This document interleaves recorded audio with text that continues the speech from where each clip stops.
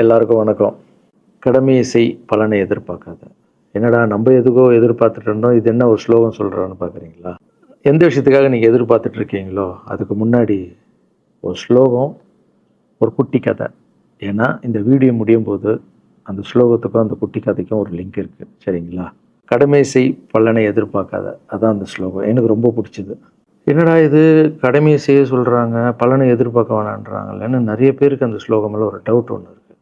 வேலை பண்ணுறோம், வேலைக்கேற்ற கூலி எதிர்பார்க்கக்கூடாதா? இவ்வளோ கஷ்டப்பட்டு உழைக்கிறோம், சம்பளத்தை எதிர்பார்க்கக்கூடாதா அப்படின்னு. அந்த ஸ்லோகத்துடைய முழு மீனிங் என்னன்னா ஒரு கதையாக சொல்லிடுறேன். ஒரு பெரிய வீடு, ஒரு மிகப்பெரிய பணக்காரர். அவர் ரூமு மட்டும் க்ளீன் பண்ணுறதுக்கு ரெண்டு ஆட்கள் இருப்பாங்க. ரொம்ப பிடிச்சவங்களும் 2 பேர் அந்த ரூம் க்ளீன் பண்ணுறதுக்கு வச்சுருக்காரு. அவர் மிகப்பெரிய பணக்காரர். அவர் இப்போ 2 பேரும் வந்து ரூம் துடைக்கிறவங்க. ஓகே, அவர் காலையில் ரெடி ஆகி அந்த ரூம்லேருந்து வெளியே வரும்போது அவங்க துடைச்சிட்டு இருக்காங்கல்ல, அதில் ஒருத்தர் வந்து அவர் பாட்டுன்னு ஒரு வேலையை பார்த்துட்டு இருப்பார், துடைச்சிக்கிட்டே இருப்பார். இன்னொருத்தர் இருக்கார்ல, அவர் போய், சார் உங்கள் ட்ரெஸ்ஸு சூப்பராக இருக்குது சார், சார் நீங்கள் போட்டுக்கிற கண்ணாடி நல்லா இருக்குது சார், சென்ட்டு சூப்பராக இருக்குது சார், நல்லா இருக்குது சார், சூப்பராக இருக்கீங்க சார், எனக்கு பேக் கொடுங்க சார் அப்படின்னு வாங்கிட்டு போவார். இன்னொரு ஆள் வணக்கம் சார் சொல்லிட்டு வேலையை மட்டும் பார்த்துட்டு இருப்பார். இப்படியே தினமும் நடக்கும். அப்புறம் அந்த ஓனர் வந்து இந்த ஊரை விட்டு வெளியூருக்கு போகிறாரு. போகும்போது 2 வேலைக்காரங்களும் கூப்பிட்டு ஒருத்தருக்கு வந்து 1 மாதம் சம்பளம் எக்ஸ்ட்ரா, யார் கூட பேக்லாம் தூக்கிட்டு போய் எப்போ பார்த்தாலும் நான் சூப்பர்னு சொன்னார்ல, அவருக்கு 1 மாதம் சம்பளம் எக்ஸ்ட்ரா. இன்னொரு ஆளுக்கு ஒரு வீடு வாங்கி கொடுத்து அவரை, நீ என் கூடவே வந்துருங்க, நான் அவர் கூடவே அவரை கூப்பிட்டு போகிறேன். இவன் ஓடி போய் கேட்டானா, சார் என்ன சார் தினமும் நான் தானே சார் உங்கள் பேக் எடுத்துருந்தேன், நான் கொடுத்த வேலையை நீ கரெக்டாக பண்ணல, நீ ஜால்ரா அடிக்கிறதுலையே இருந்த, எனக்கு இது நல்லா இருக்கு அது நல்லா இருக்குன்னு. ஆனால் அவன் வேலையை மட்டும்தான் பார்த்தான். வேலையை கரெக்டாக பார்த்தா பலனு கடவுள் கொடுப்பார், அந்த பலன் தான் இது அப்படின்னு சொன்னான். இப்போ விஷயத்துக்கு வருவோமா? திருச்சி கிழக்கு தொகுதி. இன்றைக்கி நான் என்ன முடிவு சொல்கிறேன் இதுதானே. நான் திருச்சி கிழக்கில் நிற்கணுன்னா நான் முதல்ல அரசியலுக்கு வரணும். நான் அரசியலுக்கு வரேனா இல்லையான்றதை சொல்கிறேன். அரசியல் எப்படி என் வாழ்க்கையில் வந்ததுன்னு சொல்கிறேன். உங்களுக்கு நல்லா தெரியும், என் வீட்டில் குழந்தைங்கள வளர்த்துக்கிட்டு நான் பாட்டுன்னு சோஷியல் சர்வீஸ் பண்ணிகிட்டு இருந்தேன். மாற்றுத்திறனாளிக்கு டான்ஸ் சொல்லி கொடுக்குறது, ஓப்பனர் சர்ஜரி பண்ணுறது, பசங்களை படிக்க வைக்கிறது, ஸ்போர்ட்ஸு எல்லாத்துலேயும் என்னால் முடிஞ்ச வரைக்கும் பண்ணுவேன். என்னால் முடியல மற்றவங்கிட்ட கேட்டு பண்ணிகிட்டு இருந்தேன். இந்த டைமில் தான் ஜல்லிக்கட்டுன்னு ஒன்று வருது. ஒரு சில விஷயம்லாம் ஃபாஸ்ட்டாக சொல்லிடுறேன், உங்களுக்கு தெரிஞ்ச விஷயந்தான். ஜல்லிக்கட்டுன்னு ஒன்று வருது, அதில் நான் போகிறேன், சாப்பாடு போகிறதுக்காக குழந்தைங்களுக்கு போகிறேன். அப்படி நான் அந்த ஜல்லிக்கட்டு நடந்து முடிஞ்ச விஷயம்லாம் உங்களுக்கு தெரியும்.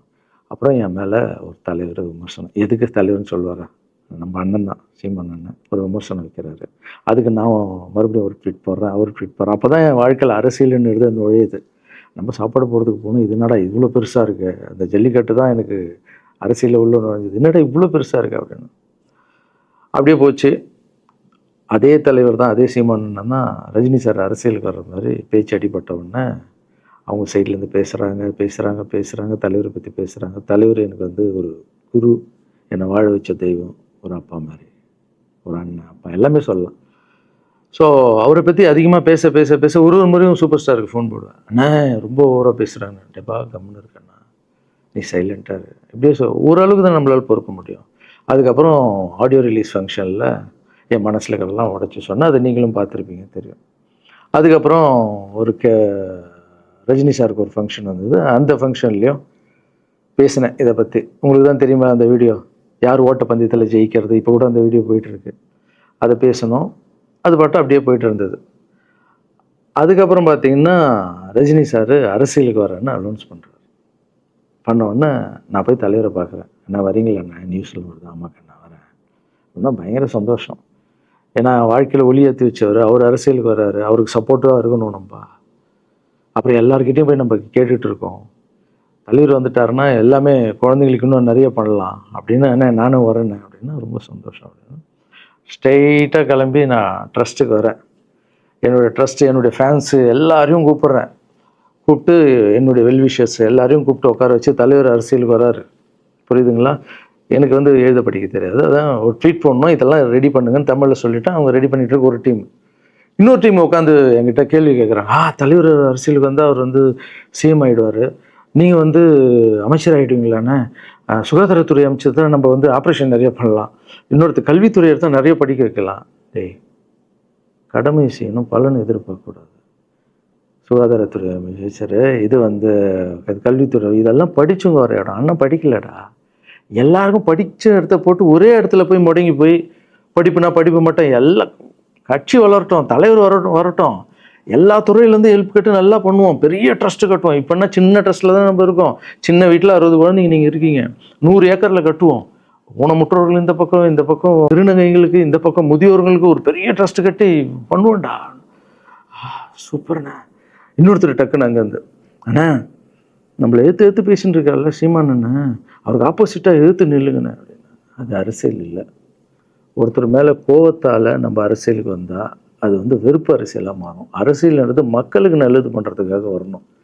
இப்போ அவரை நான் அழிக்கணும், அவரை நான் ஏதோ ஒன்று செய்யணும்னு அந்த ஆசையில் வந்தேன்னு வச்சுங்களேன், ஆசை என்ன கோபமாக மாறும்.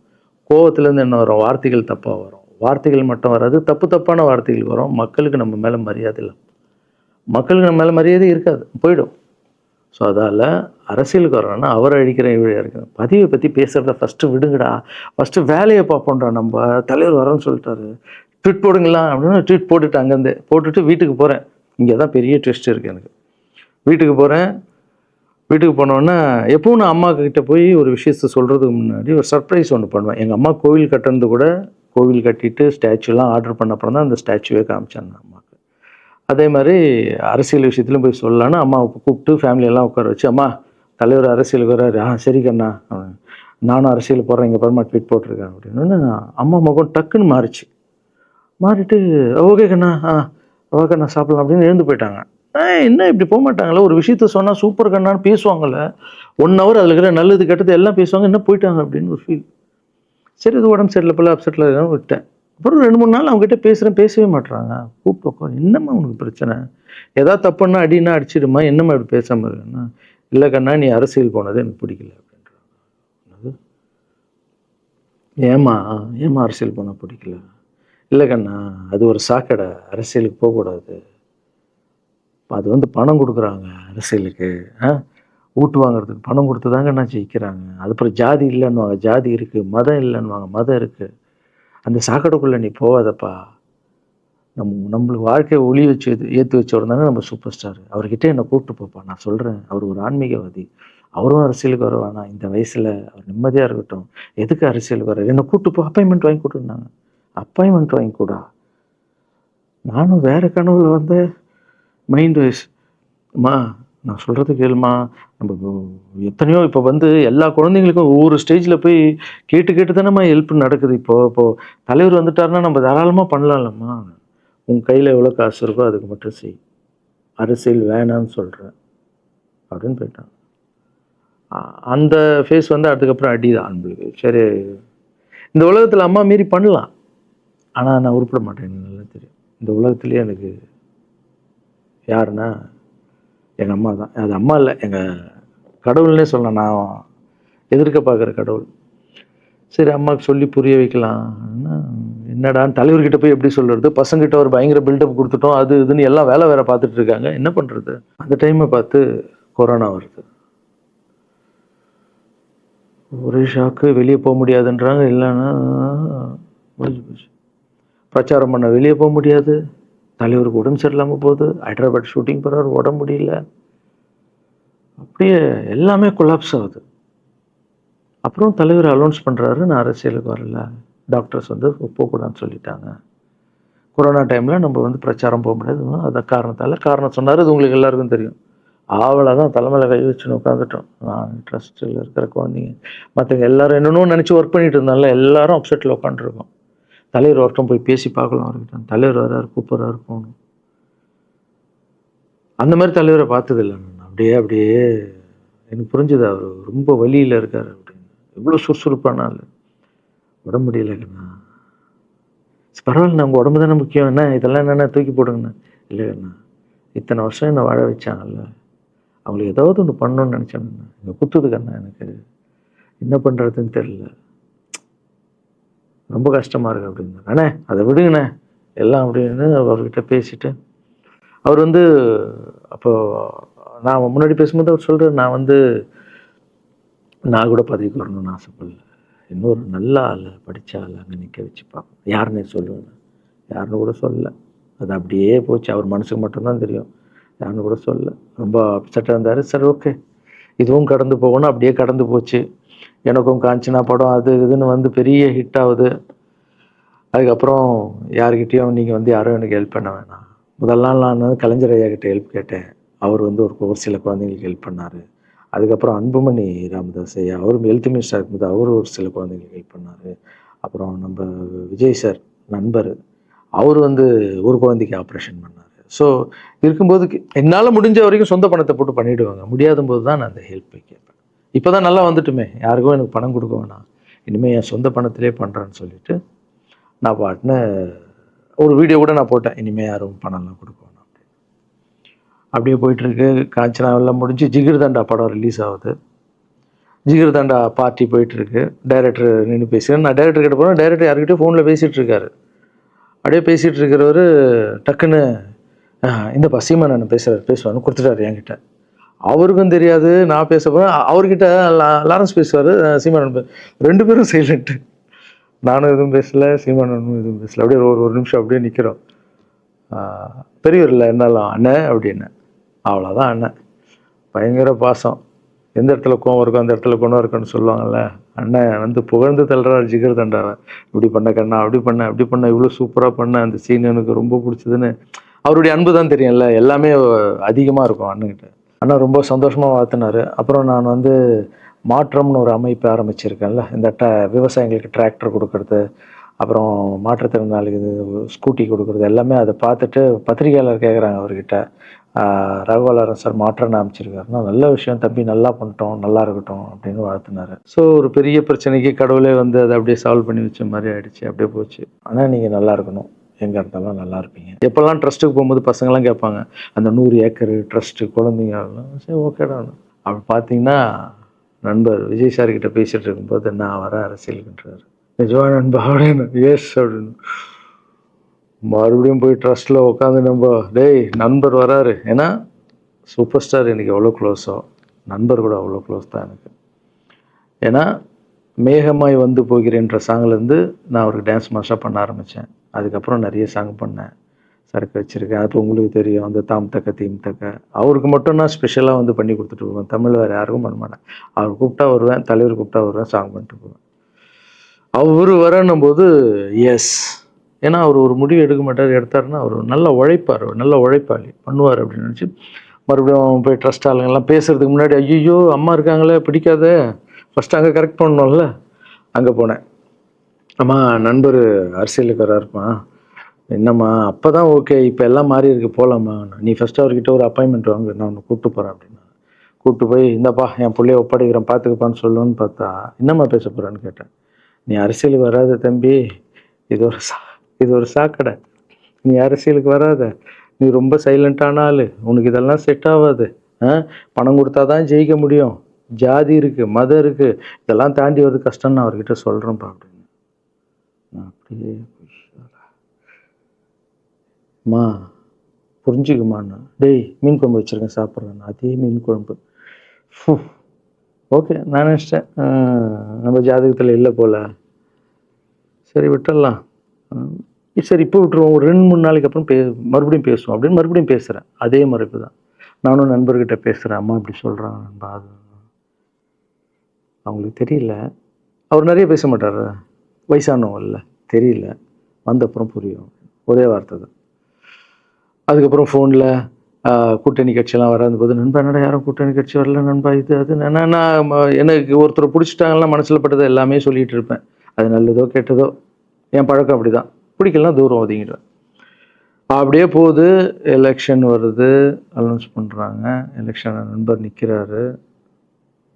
ரிசல்ட் அன்றைக்கி டோட்டலாக மாறுது எல்லாமே, அப்படியே தலைக்கீழாக ஆகுது, புரட்டி போடுறாரு சரித்திரத்தை.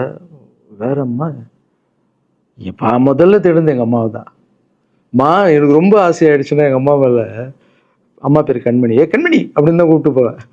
எங்கன்னு கூப்பிட்டு போனால் அம்மா கொண்டு என்னடா இவ்வளோ உஷாராக வர என்ன விஷயம், இங்கே வா உங்ககிட்ட தான் பேசணும்.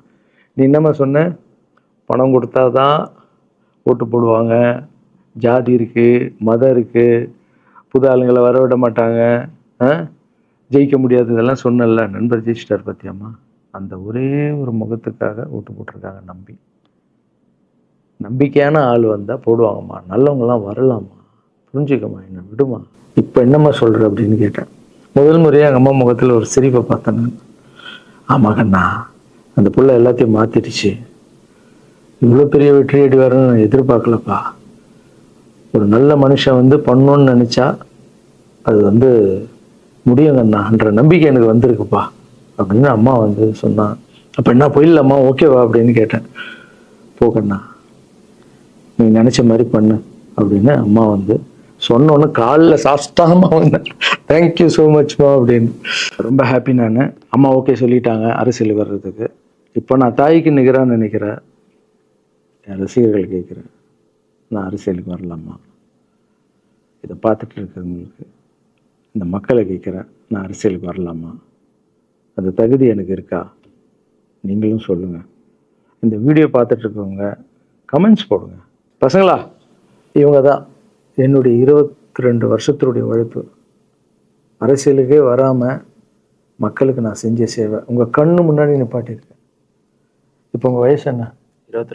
22 வயசாகுது. ஒரு வயசில் என் கையில் வந்தார் இவர். அந்த ஃபோட்டோவை நீங்களே பாருங்கள். இப்போ 22 வயசு. ஒரு குழந்தைய வளர்க்குறதுக்கு நீங்கள் எவ்வளோ கஷ்டப்படுவீங்க உங்களுக்கு தெரியும்ல. அந்த கஷ்டம் என்னென்னா, ஸ்கூலுக்கு அனுப்புறது ஃபீஸ் கட்டுறதுலேருந்து, உடம்பு சரியில்லாமல் போனான்னு அவன் ஆசைகளை நிறைவேற்றுறதுலேருந்து, ஒரு குழந்தைக்கு அப்படி இருந்தால் 60 குழந்தைங்களை வளர்த்துருக்கேன். எவ்வளோ பிரச்சனை வந்திருக்கேன், எவ்வளோ நோய்கள் வந்திருக்கும், எவ்வளோ நைட் தூங்காமல் வந்திருக்கேன், அதில் எவ்வளோ டிஸ்டர்ப், அதுவும் என் வீட்டில் வளர்த்துருக்கேன். இதெல்லாம் எதுக்கு பண்ணேன்னா, எந்த ஒரு எதிர்பார்ப்பும் இல்லாமல் கடமை செய் பலனை எதிர்பார்க்காதான்ற இந்த வார்த்தை எனக்கு ரொம்ப பிடிக்கும். அதுக்காக செஞ்சுருக்கேன், என் மக்களுக்காக செஞ்சுருக்கேன். ஏன்னா மக்கள் தான் என் படத்தை பார்க்குறாங்க. மக்களால் தான் நான் கார் வாங்குகிறேன், வீடு வாங்குகிறேன், சந்தோஷமாக இருக்கேன். அவங்களுக்கு இந்த சொசைட்டிக்கு நான் ஏதாவது பண்ணணும். அரசியலுக்கு வர்றதுக்கு முன்னாடியே பண்ண விஷயங்கள் பார்த்தீங்கல்ல. 22 வருஷம் உழைச்சிருக்கேன். ஒரு கதை ஒன்று சொன்னேன்ல, 2 வேலைக்காரங்க இருந்தாங்கன்னு. சின்சியராக யாருக்கும் ஜால்ரை அடிக்காமல் எதுவும் பண்ணாமல் என் தொழிலுக்கு தர்மமாக, என் மக்களுக்கு தர்மமாக என்ன பண்ணணுமோ 22 வருஷம் உழைச்சி உங்கள் கண்ணு முன்னாடி நிப்பாட்டிட்டேன். அந்த ஓனர் ஒரு பலன் கொடுத்தார்ல, அந்த ஓனர் யார் தெரியுமா? கடவுள். அந்த கடவுளுக்கு தெரியும் எனக்கு என்ன பலன் கொடுக்கணும். இதுக்கு தான் அந்த கதை லிங்க் ஆகும்னு சொன்னேன். ஸோ நீங்கள் சொல்லுங்கள், நான் அரசியலுக்கு வரணுமா வேண்டாம்? வேண்டாம்னா வேணான்னு சொல்லுங்கள். வாப்பா, வாடாகண்ணா, வா நண்பா, வாங்கண்ணா அப்படின்னு சொல்லுங்கள். என் முடிவை நான் உங்களுக்கு சொல்கிறேன். உங்கள் முடிவுக்காக காத்திருக்கேன்.